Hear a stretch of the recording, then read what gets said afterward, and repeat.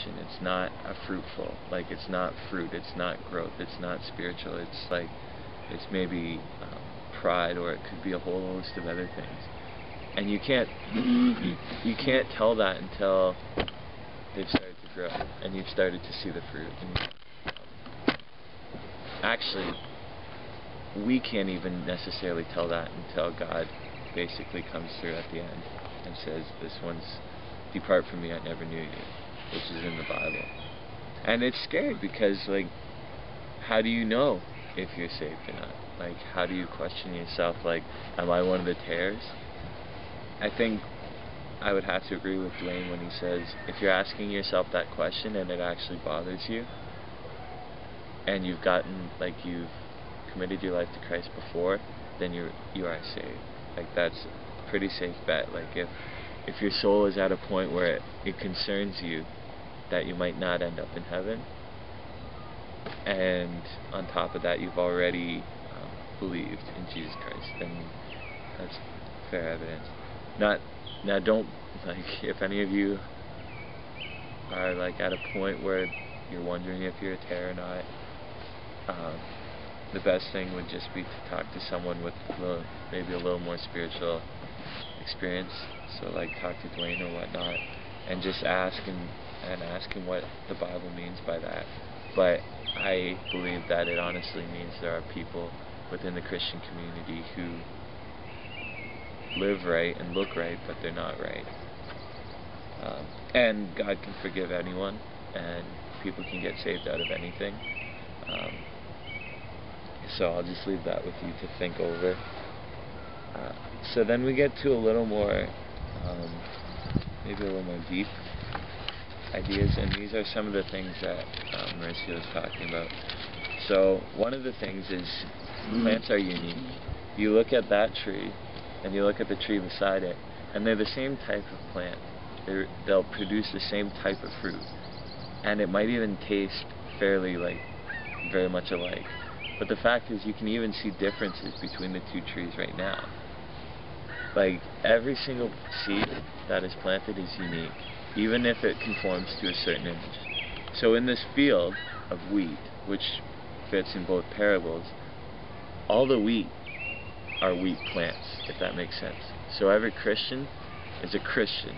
They fit a certain, like, criteria, but within that criteria there's room for variation.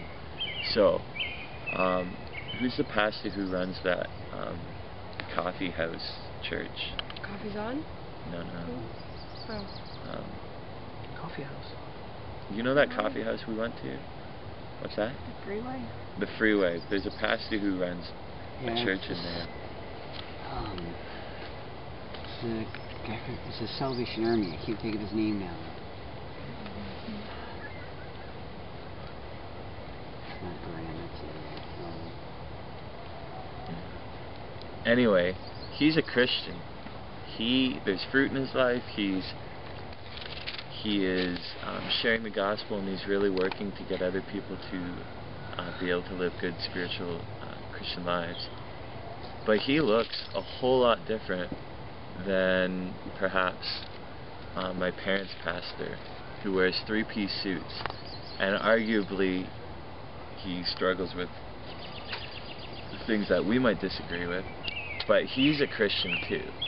Like, even though we might disagree on some issues, they both are within this realm of what a Christian ought to be. Yet they both look they are very different, and their approach to the gospel is very different. And just like a side lesson to take out of that is, be very careful about judging people. The Bible says that man looks on the outside, but God looks on the heart, and only God knows what's really going on on the inside. That's why I truly believe that there are Catholics who are saved and will end up in heaven, even though we look at them and we're like, well, you don't believe the same things as I do. We assume that, but it's quite possible that some of them have accepted Jesus and believed on him like the Bible says that they need to. And that's the only thing that they need to do to become a Christian, is to believe on Jesus. So just keep that in mind when you approach someone and like you're like, oh, you're from that denomination? No, you believe in this, and we have some pretty key differences. So that was the point that plants are unique. Going to another point that Mauricio highlighted is that plants need sun, water, and nutrition. So I believe, or at least the way that I picture it, is that when the seed's growing, it needs the sun, which is Jesus. Like, he's the all, like, without him, everything else is worthless. And it's cool how sun and sun work together like that. So he's providing nutrition from heaven, and he's the life force. Like, all the energy on our entire planet ultimately comes from the sun, which is crazy. Like, when everything's said and done, it started out in space, coming from that planet, or from that star, which we rotate around. The next thing is water, which, what did I compare that to? Compared it to God's blessing. So, like, we need to be following what God's will is for us in our lives if we're going to be able to grow. And when we do follow His will, then He's able to bless us, and He's able to grant us everything that we ask of Him, because our will is aligned with His. As for the nutrients, so a seed and all these plants have roots, right? Like, they're solid. Like, if you go up to that tree and try and pull it out of the ground right now, it's probably not going to come out unless it's completely rotted.